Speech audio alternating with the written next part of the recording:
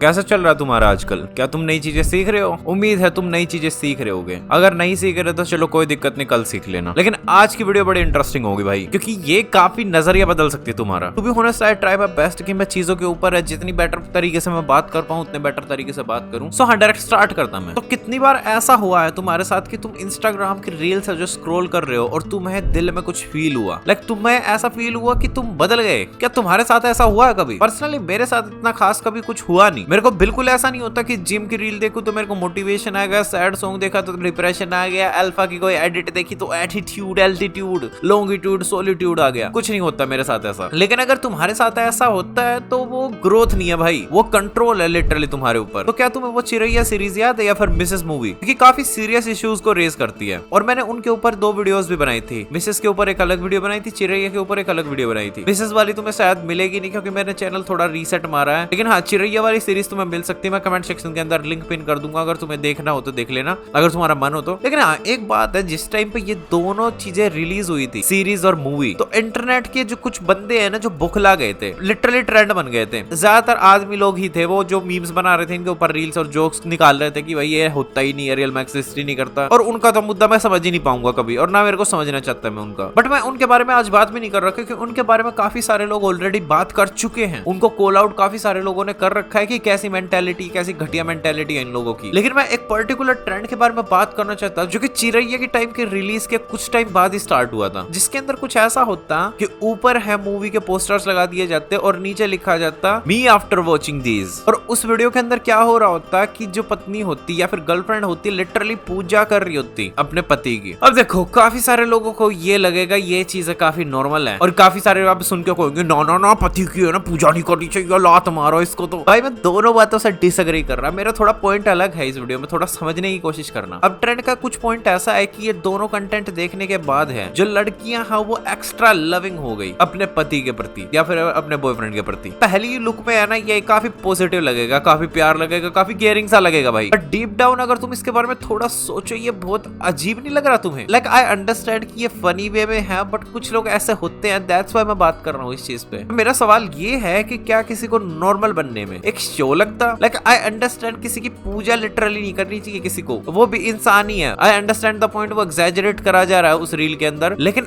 किसी को तुम्हें प्यार करने के लिए तुम्हें ये चीजें देखने की जरूरत पड़ रही, कंटेंट देखने की जरूरत पड़ रही, तो ताकि तुम्हें एहसास हो ओ मैं प्यार नहीं करता इसको। और मेरे को लगता है ये बड़ी कैडी खतरनाक सी बात है भाई, लिटरली तुम्हारे इमोशन कंट्रोल करे जा रहे हैं, रेगुलेट हो रहे हैं कंटेंट से। Let me give you an example जिससे तुम्हें लगेगा कि भाई हाँ यार बात तो सही है। इमेजिन ए सिनेरियो कि एक लड़का है जो कि अपनी गर्लफ्रेंड से डिस्टेंट हो गया, प्यार नहीं कर दिखाता अब आजकल, और उसकी गर्लफ्रेंड है जो हर्ट होती है और उसे बुरा लगता है, वो डिप्रेस्ड है, सैड है भाई। देन सडनली उस लड़के ने एक चीटिंग वाली वीडियो देख ली कि भाई कोई इंसान किसी को चीट कर रहा है, एंड सडनली वो दोबारा प्यार करना स्टार्ट कर गया उससे। देन उसके बाद उसने एक और रील देखी जिसके अंदर ज्यादा प्यार करने की वजह से है ना गर्लफ्रेंड ने चीट कर दिया, तो फिर उसने प्यार करना बंद कर दिया। क्या तुम्हें इसमें प्रॉब्लम दिख रही है? ये कोई पर्सनैलिटी नहीं है, ये इंस्टेबिलिटी है तुम्हारे दिमाग की। तुम्हारा बिहेवियर कभी भी किसी चीज को देख के इतना चेंज नहीं होना चाहिए सडनली, क्योंकि अगर ऐसी बात रही तो तुम कोई भी कंटेंट देख के बदलते ही रहोगे। जिम वाली रील देखी, जिम वाले बंदे बन गए, जिम मार रहे हो फुल, ओ तेरी ऐसी तैसी। वो पढ़ाई वाली रील देखी, पढ़ाई करने लग गए ऐसी तैसी। फिर दारूबाजी की रील देखी, दारू पीने लग गए। भाई ऐसा थोड़ी ना होती चीजें। आई अंडरस्टैंड, मैंने ये काफी हैवी एग्जांपल दे दिया, लेकिन यू हैव टू अंडरस्टैंड भाई कि तुम्हारा दिमाग कंट्रोल हो रहा है लिटरली इंटरनेट से। And let's be real, phonk music सुनने के बाद काफी सारे लोग जिम की मोटिवेशन पा लेते हैं, सैड सॉन्ग सुनने के बाद ओवर थिंकिंग में चले जाते हैं, एल्टीट्यूड एटीट्यूड वाली एडिट्स देख के ईगो में चले जाते हैं, और पुराने सॉन्ग सुन के ओहो भाई इमोशंस जाग जाते हैं दिल के। हर स्क्रॉल के साथ पर्सनालिटी चेंज हो रही है, व्हाट द फक भाई। और अब इसके ऊपर ना कुछ लोग ये भी कह सकते हैं यार एक जिंदगी है, बी हूएवर यू वांट,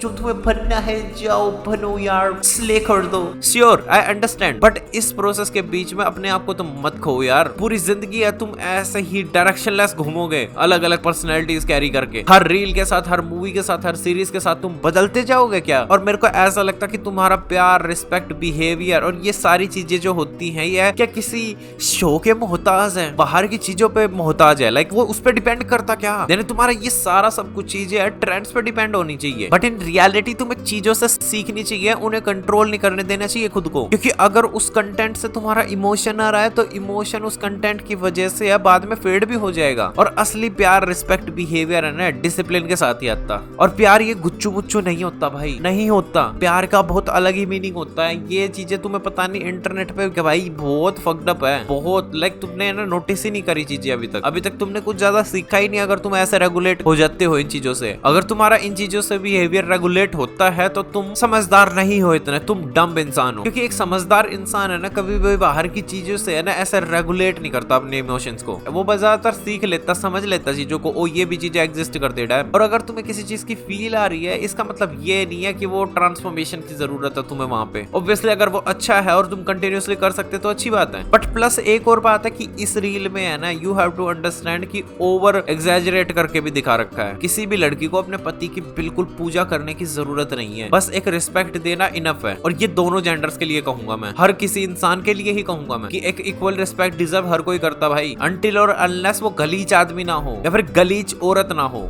हाँ मैंने बोल दिया क्योंकि हो सकते हैं। तो अगली बार से जब भी कोई इमोशन के ऊपर तुम रिएक्ट करो ना एटलीस्ट ये सोच लेना कि क्या कल भी मैं ऐसा ही रहूंगा। लेकिन तुम्हारा क्या विचार बनता है मैं जानना जरूर पसंद करूंगा कमेंट सेक्शन के अंदर, तो मेरे को जरूर बताना। बाकी thank you for listening. The real actor this side signing off.